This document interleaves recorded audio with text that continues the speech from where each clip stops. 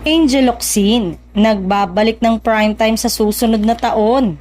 Matapos sa mga taon ng pag-asam, si Angel Locsin, ang hindi mapag-aalinlangang action drama queen sa bansa, ay babalik na sa primetime television.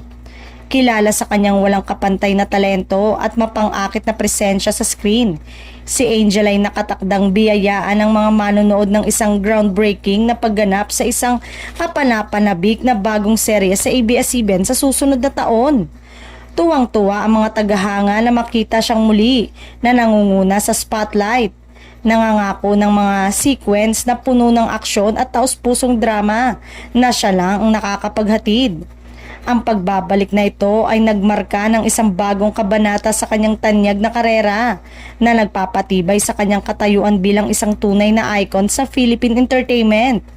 Ngayon pa lang ay excited na ang mga fans na muling masilayan sa primetime ang nag-iisang Angel Locsin. Hiling nga ng iba na sana'y mapanood ito sa serye kasama si Coco Martin sa Batang Quiapo na tiyak na umano'y swak ang karakter ni Angel, lalo na sa mga ma-action na eksena.